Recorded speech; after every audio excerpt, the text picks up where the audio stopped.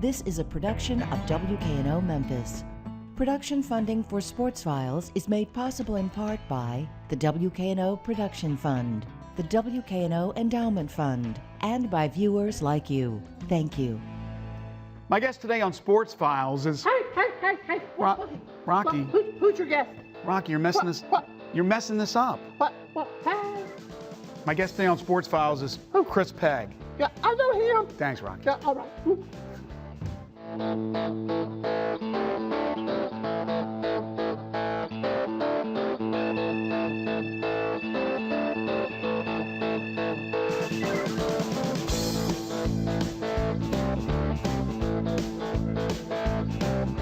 Before we sit down and chat with the one-man entertainment show, Chris Pegg, a.k.a. Rocky Redbird, let's get to the big sports story of the week. And that's the announcement of longtime Grizzlies assistant Dave Joerger as the new head coach of the team.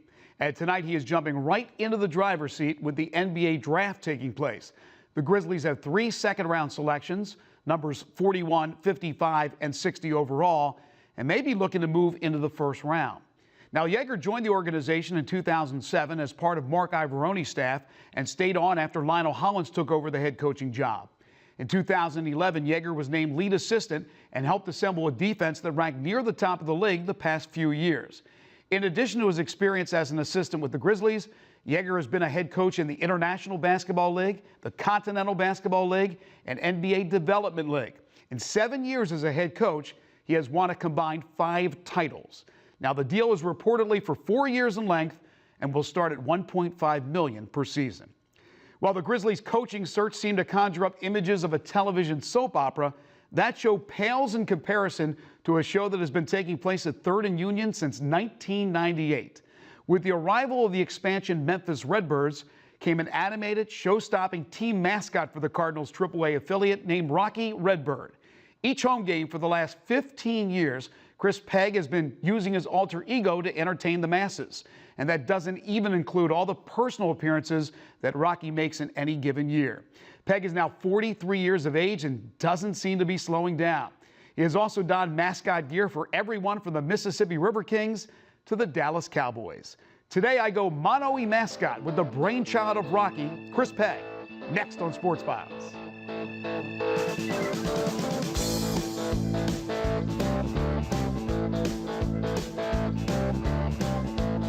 Hey, Chris, thank you so much for being with us. Thank you. We appreciate it. After all these years and all the performances, how do you get yourself fired up every single game, every single season to do the best performance you can possibly do?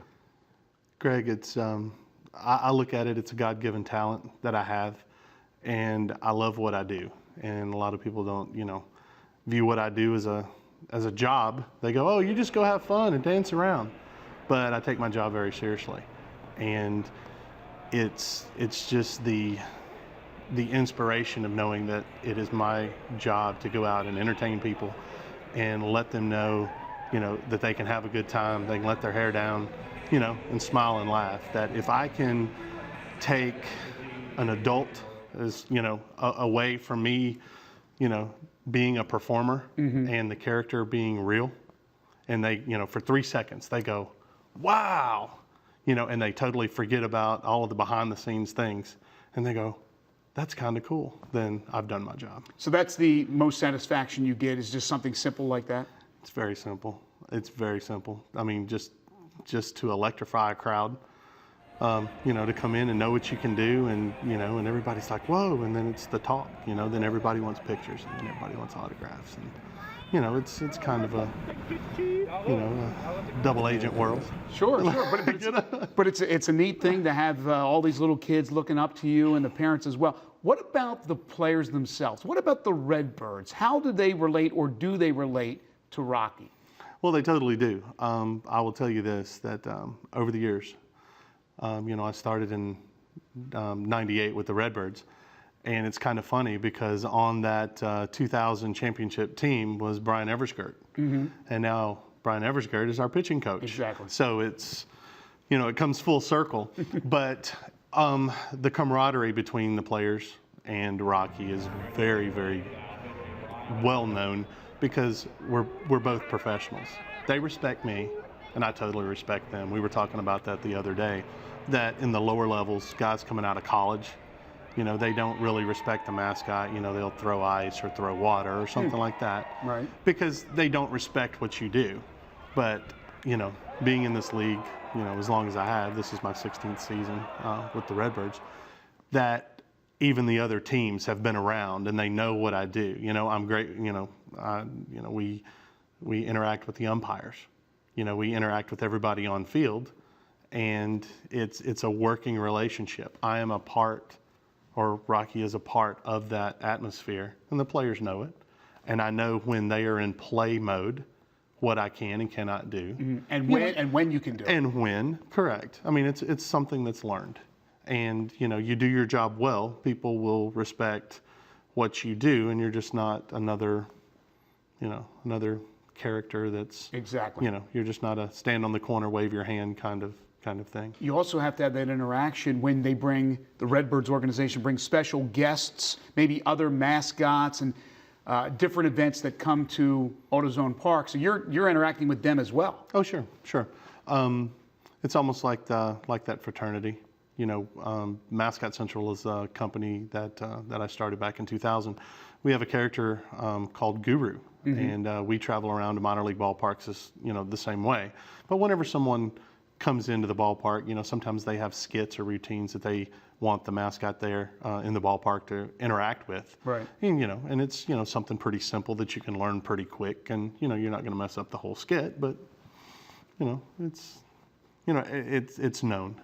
We'll get back to Mascot Central in a little Sure, bit because not a I want to dive into that. It's been around 13 years, which blows my mind. But in sports, we all know that there are times when an athlete goes out there and he's not feeling 100%. He may even be sick. And most of them go out there and they try and bless their hearts and they try to do what they can. Chris, 16 years with the Redbirds, let alone all the other mascots you've been involved in. You've had to have days when you've been out there sick and still doing work. Give me a story or two. I know there has to be some situations where you just didn't feel like doing it, but you still did it. It's one of those things. It's a light switch. It's, you know, I consider it kind of like an acting job. That the character or you know, what I'm performing that day, it has its own personality. It feels well. It feels fine. But even if I don't, I've got to portray that everything is hunky-dory, fine and dandy. And it's a light switch. But it's got to be hard, though. It's hard, but you know that you have that job to do. And, you know, the first, you know, 2-year-old, 3-year-old that, you know, arms wide open from 50 yards away and they're screaming, you know, the character's name, and you're just like, whoa, you know, I mean, and you're like, you know, Here they come. Yeah, here they come, you know, and it's just an electric energy that the fans, you know, fill you with, that, you know, that you're there and it's, you know, it's your show, game on. What is the most unusual thing that has happened to you out there on the field? Oh, there's many, there's lots. Give me a story. Oh, wow. The most unusual, probably some of the funniest is whenever you have a plan or a planned routine, you know, or a skit that's on field, and then the wrong music starts. And everything is synced up to, you know, swing of a bat, and it's a whoosh, you know, and you know, but you've got to keep going, and, you know, nobody knows that the music's not right. So it's choreography. So it's choreography, right? Yeah. Most definitely. They play the wrong music, you know, or you go out. I mean, it happened last night, by the way. You know, you go out in the wrong inning, you know, the wrong half inning. You have promotions on field, and you know, when you go out and you're like, all right, you know, this is the promotion. Where is everybody? And then, you know, you like, oh, hey, everybody, and Exactly. it's, you know, it's tough, but you know, you do make mistakes, but you try to cover them up the best way you can. You get on your little vehicle and you go, you go flying around. I mean, no mishaps, right? God forbid. Oh, we had one. Oh, what happened? Opening day last year. Was it last year? It was 2 years ago. Rocky told me about this, by the way. Okay. And I saw it. We'll keep it on the QT. By the way. I saw it up close and personal, but it was pretty crazy. We were doing a wheelie on the four-wheeler, and stood it straight up, and we, started walking the four-wheeler, started going, and it started veering off a little to the left. And whenever it did, it ran into the wall. Oh gosh. And it fell over on its side. So you're instantly going, oh no. But whenever it fell, the metal foot brace came straight down the front calf of my leg. Just wow. And I mean we were bleeding. It was pretty rough, pretty tough, but didn't have time to think about it. The only thing that you can think about is there's a four-wheeler laying on its side, and we've got 30 seconds before game time. Or even if it's an inning break, or between innings, it's a minute 30. So your adrenaline's kicking in. So your adrenaline's kicking, and you don't hear the crowd, you don't see anything, and it's like, I got to get this four-wheeler off the field. What do I do? What do I do? Adrenaline kicks in. I grabbed it with one hand, flipped it over. I don't know how much the thing weighs, 200-300 pounds, but just adrenaline, one-handed, and pulled it over. It was still running. Wow. Pulled it over and went off the field, and got back and assessed damages, and I still have a little boo-boo scar on the front of my shin. It still lingers. It's still there. We talked about endurance and going out there. You have to be athletic. You have to be you really have to be in good shape to do what you do. How much weight can you lose on one of those oppressively hot July, August, summer nights in Memphis? How much weight? You want the honest answer? 13 pounds in 3 hours and drinking 12 to 15 bottles of water. 13 pounds? 13 pounds in 3 hours. Oh my gosh. Yeah, I mean it's constant water. Before, after, during, and it's that's the biggest thing that you have to watch is your water intake. And you have to stay hydrated. You do, and even after the game, sometimes we even move into like a baby formula, like a Pedialyte. To replenish, electrolytes. Crazy. But it is. You mentioned earlier your company, Mascot Central LLC. Your own character, Guru, but there's other characters you're involved with, other people that will work for you in certain events. Tell everybody a little bit about the company. What we're a full-service mascot company where, and whenever I say full service, we have a wide range of things to offer. You come to us, we can design a character for you from top to bottom, design it, create it, produce it for you, and there's your mascot. We can take that a step further, and we can provide performers for you. We can staff your costume. We can store your costume for you. Sometimes you see a lot of the fast food restaurants that they have characters, but they don't really have the place to, store costumes. So we can store your costume for you. We can also clean your costume. It's almost like an a la carte kind of business, because some people, they want to have total control of their character, and then some people just want us to clean. Some people just want us to store. Some people want us, we have created the costume, we store the costume, we clean the costume, and we perform the costume. Do everything. We do it all, and I'm involved in some coaching here around Memphis,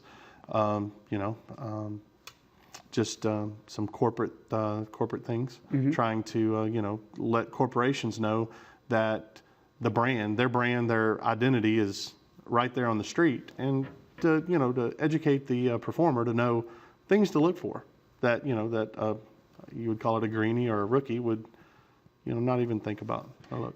Chris, you've had a chance to play a number of different characters, different mascots. Obviously, most people know what you do with the Redbirds, but I remember this vividly. In 98, 97, whenever it was, you got the call to Dallas to be with the Cowboys. Correct. America's team. That's it. You went down, you weren't there long, you decided to come back. What was behind that decision? Well, I'll back up. In 1994, I went to the Seattle Mariners and tried out for the Mariner Moose. And I placed 5th out of 200 people. And I was on the plane ride with my dad. My dad goes, son, really proud you didn't get that job. I'm an only child. So he was like, really proud you didn't get that job. But, you know, now you can, just be in Memphis and, be kind of close to home. And that kind of, was kind of like, oh no, Right. And I knew that the next chance that I got, I was going to have to take. That it was Despite like, what your pop said, I'm out of here. Despite what my mom or my dad said, I said, we're going to make enough money, we'll just fly you wherever I go. Right. Well, I got the news that the Cowboys were looking, and put together a video, and put together my resume and everything, sent it to them, and got the call. Went down, flew down, spent the night, and the next morning we had tryouts, and we went before them and tried out, and sitting in the hotel. I had 30 minutes before my plane. And Valley Ranch is like right there close to the airport. And I'm like sitting there, and I'm like, when am I going to know? When am I going to know? Ring, ring. And I pick up the phone, and they go, well, Chris, thank you so very much for coming down. And, and I'm like, I didn't get it. And they go, but we need to bring you back over to Valley Ranch to sign some papers.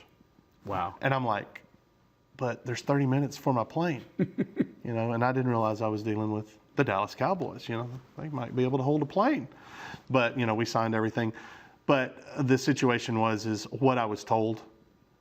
Then I went straight from Memphis down to Austin for spring training. That was the last year that they were in spring training. It was the 97. It was July of 97.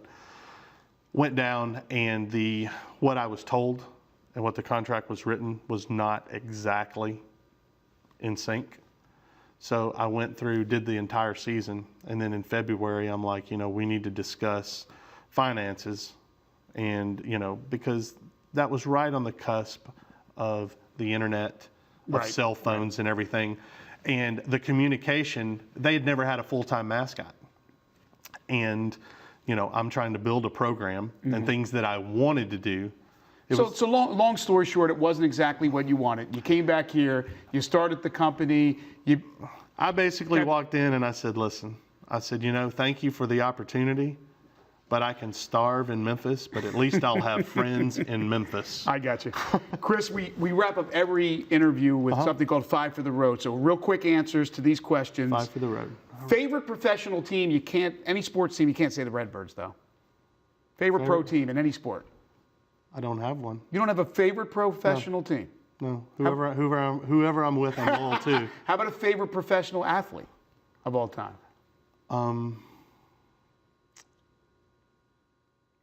Hank Bauer.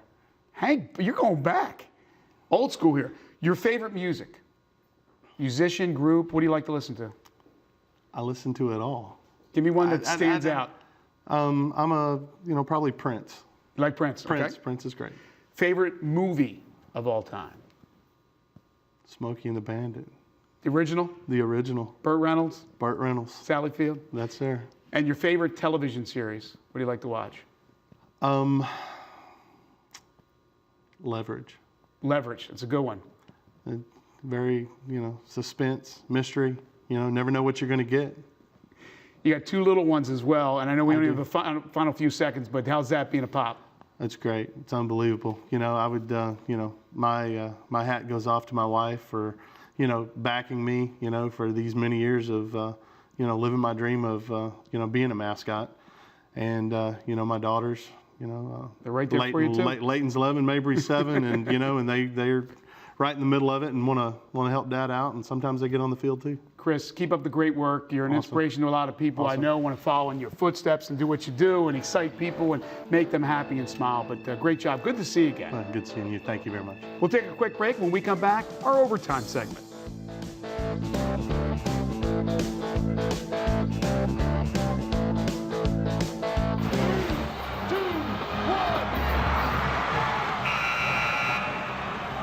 I think it goes without saying that Memphis in the Mid-South is a haven for fishing, hunting, boating, heck, any outdoor activity. And earlier this month, the Tennessee Wildlife Resources Agency held their 13th annual Mid-South Junior Fishing Rodeo at Johnson Road Lake. I'm not sure if we had any future Bill dances out there, but we sure had a lot of youngsters who had a tremendous time. Y'all watch out for Chris Parker. That Kawasaki coming around here. It's a great time to be outdoors. 30 seconds. adults, you cannot cast. Kids have got to do it.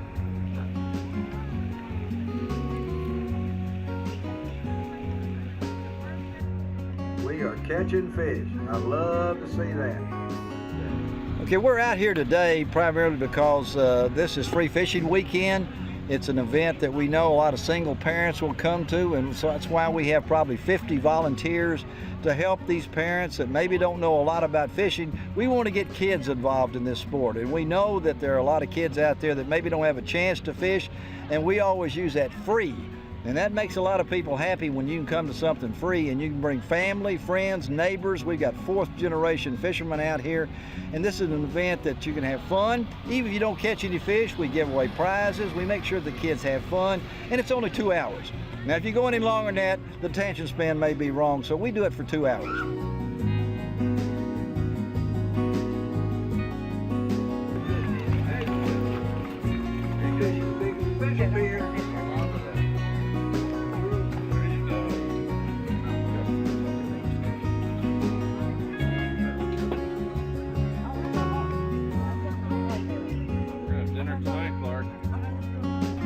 Okay, we got a contest. Let's go ahead.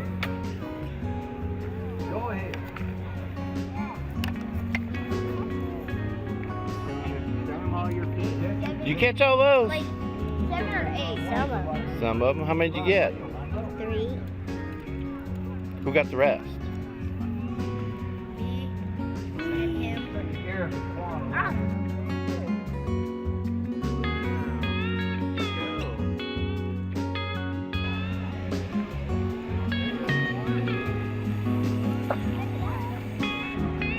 Now sit it out to the middle like Little minute, don't follow. Little minute, don't follow. set it down and tighten it up just a little bit, baby. Is she bait? She's our Princess Berry bait. So she catches the most because the wings are attracting. I think they're attracting all the catfish because so far she's caught the most. All right, let me throw it out for you. She's only 5, so I have to. Oh, see, she's 5. Okay, ready? There you go. Sit down, relax.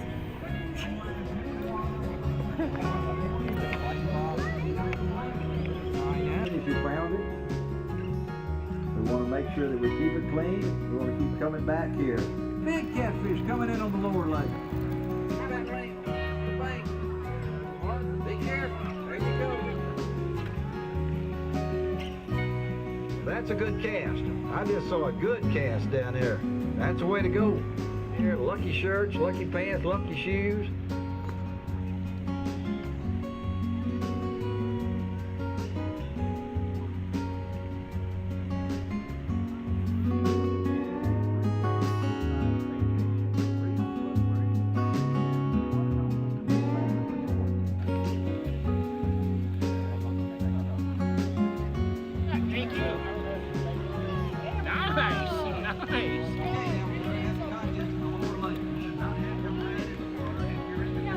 And I'm just out here trying to explain to people what catfish do and what makes them, bite. And these catfish are different out here. They're used to being fed on top of the water. They throw catfish food out for them, and generally catfish feed on the bottom. But these catfish are programmed to look up and feed on the, a couple of feet from the surface. So I'm just walking around trying to help out.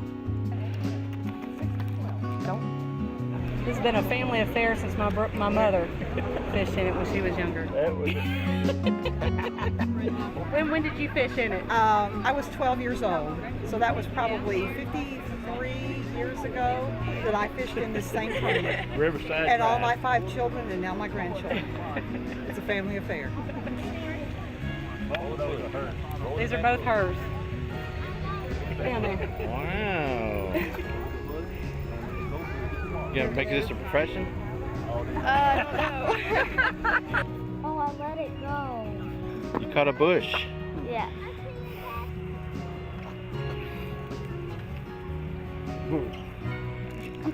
What kind of bush did you catch?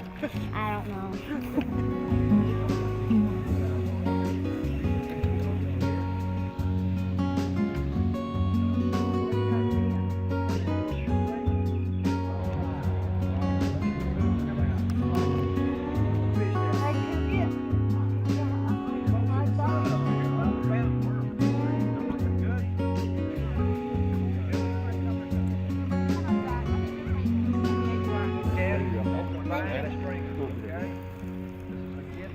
Have a great day. What a cutie. Oh, by the way, I mentioned the legendary angler Bill Dance a bit earlier. Bill will join me in the coming weeks here on Sports Files. In fact, some of our scheduled guests, in addition to Bill, include legendary college football Hall of Fame coach Gene Stallings and NASCAR Hall of Famer Darrell Waltrip. Plus, we'll have much more on the Grizzlies, including chats with CEO Jason Levian and new head coach Dave Yeager. And that'll do it for this week's show. Remember, as always, if you want to see any of our previous shows, head to our website at WKNO.org and click on KNO Tonight. Next week is the 4th of July, and while you may be off, we won't be. So make sure you tune in. Have a great week, and we'll see you next time.